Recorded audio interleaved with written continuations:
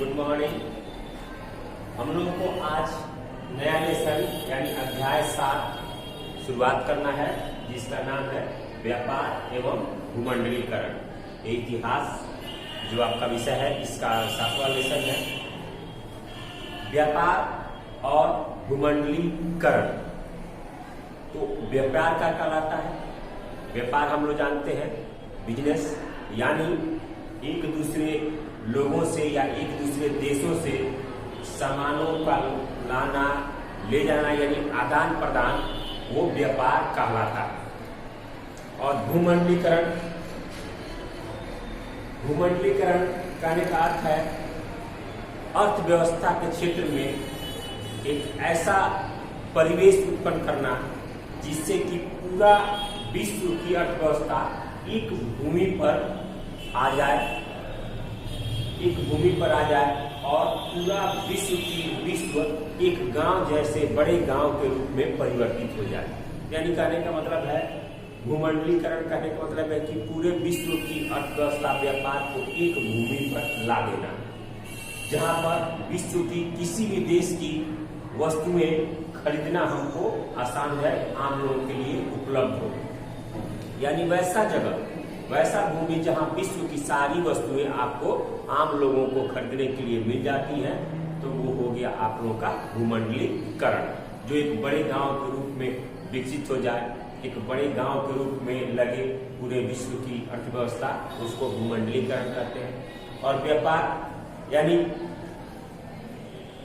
वाणिज्य, बिजनेस, ये जो भी है आपको आधुनिक जमाने की ये जो देन है व्यापार, जिसके तहत हम लोग विश्व के अन्य देशों से जुड़े हैं, विश्व के अन्य देशों से हमारा व्यवहार बढ़ा है और उसी के कारण हमारा व्यापार भी आगे जा रहा है। व्यापार के क्षेत्र में हम विकास कर रहे हैं। आज विश्व के सारे देशों से हम हर प्रकार की चीजें या तो आयात करते हैं, नहीं तो निर्यात करते हैं, यानी खरीदते हैं या बेचते हैं, दोनों प्रकार की बातें हैं। तो ये व्यापार हो गया। यानी व्यापार के क्षेत्र में वाणिज्यिक क्रांति इस युग की, आधुनिक युग की एक देन है, जिसमें जल और स्थल दोनों मार्ग से ये विश्व के कई देशों में पहुंचा। जल और स्थल मार्ग से भी विश्व के कई देशों में पहुंचा।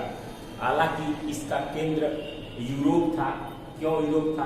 क्योंकि यूरोप में औद्योगिक क्रांति हुई थी और औद्योगिक क्रांति के कारण जब वहाँ नए नए मशीनों का आविष्कार हुआ, मशीनों से वहाँ उत्पादन बढ़ने लगा, तो मशीनों से उत्पादन अत्यधिक होने के लिए एक बड़े बाजार की आवश्यकता पड़ी और उसी बाजार की खोज में यूरोप के बहुत सारे लोग विश्व के अन्य देशों में गए अपने सामान बेचने के लिए। उसी को हम लोग व्यापार कहते हैं। उसी व्यापार करने के लिए विश्व के अन्य देशों में यूरोप के लोग गए और धीरे धीरे वहाँ उपनिवेशवाद भी कायम हुआ, साम्राज्यवाद भी कायम हुआ, व्यापार भी हुआ।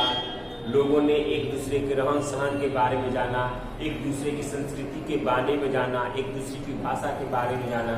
तो ये सारा चीज इस आधुनिक औद्योगिक क्रांति की देन है, जिसके कारण व्यापार और वाणिज्य के क्षेत्र में आज पूरा विश्व लगा हुआ है।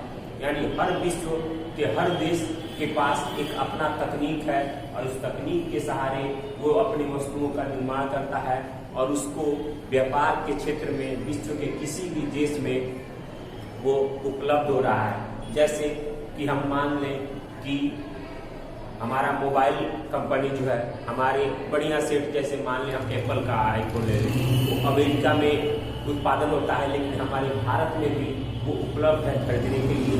महंगी गाड़ियां हैं जो विदेशों में उत्पादन हो रहा है उसका, और हमारे देश में वो उपलब्ध है खरीदने के लिए। तो ये भूमंडलीकरण की शुरुआत है और ये एक व्यापार की नई आधुनिकता की सोच है कि इस व्यापार और वाणिज्यिक क्रांति ने इसको किस तरह दिशा दी और किस ये प्रगति पर इसको लाकर खड़ा कर दिया है।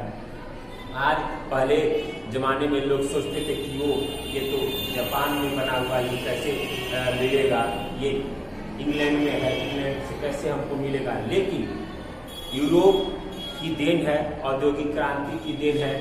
यानी मुख्यतः देखा जाए तो यूरोप का इंग्लैंड प्रदेश ही, यूरोप के अन्य देश तो बाद में, लेकिन मुख्यतः इंग्लैंड ही ऐसा देश है, इंग्लैंड की देन है जिसने भूमंडलीकरण की शुरुआत की और उसकी वाणिज्यिक क्रांति ने व्यापार को एक नई दिशा प्रदान की। इसमें शब्द आता है विश्व बाजार। तो विश्व बाजार उस तरह के बाजारों को हम कहते हैं जहां विश्व की सभी वस्तुएं आम लोगों को खरीदने के लिए उपलब्ध हो, उसे हम विश्व बाजार के नाम से जानते हैं।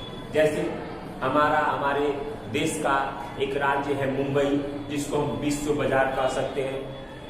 यानी मुंबई में विश्व की सारी वस्तुएं, विश्व के किसी भी देश की उत्पादित की वस्तुएं, वो हमारे मुंबई में आप लोगों को उपलब्ध है। वो आम लोग भी उसको खरीद सकते हैं, अगर उनके पास उसकी कीमत है तो उसको वो लोग खरीद सकते हैं, वो उपलब्ध है।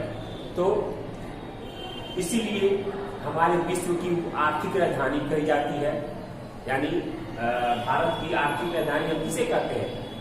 मुंबई को कहते हैं। वाणिज्यिक राजधानी किसे कहते हैं? मुंबई को कहते हैं। तो भारत की आर्थिक कहे या वाणिज्यिक कहे, राजधानी आपको मुंबई कही जाती है, इसी विश्व बाजार के कारण। औद्योगिक क्रांति है इसमें। औद्योगिक क्रांति क्या होता है? औद्योगिक क्रांति मशीनों से चलने वाली बड़े बड़े कारखानों में जो बड़े स्तर पर उत्पादन होता है, उसे हम औद्योगिक क्रांति कहते हैं। यानी बड़ी बड़ी कंपनियों मशीनों से जो उत्पादन होता है बड़े मात्रा पे, बृहद मात्रा पे, उसको हम औद्योगिक क्रांति कहते हैं। इंग्लैंड इसका केंद्र था और लगभग 1750 के दशक में ये क्रांति आपको हुई थी, जब मशीनों का आविष्कार हुआ था और इंग्लैंड उसका केंद्र था, सेंटर था।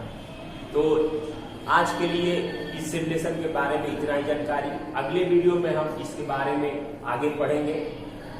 अगर आप लोग इसको अगला चैप्टर या अगला टॉपिक, अगले चीज़ों के बारे में आप पढ़ के आते हैं तो हमको समझाएंगे जब, तो आपको ज़्यादा समझ में आएगा। इसलिए आप अगले के चैप्टर को समझ में पढ़ के आइए, समझ के आइए, जिससे कि आपको समझने में ज़्यादा सुविधा हो, ज़्यादा जानकारी आपको हो सके। तो अगले वीडियो में मिलेंगे हम लोग। धन्यवाद।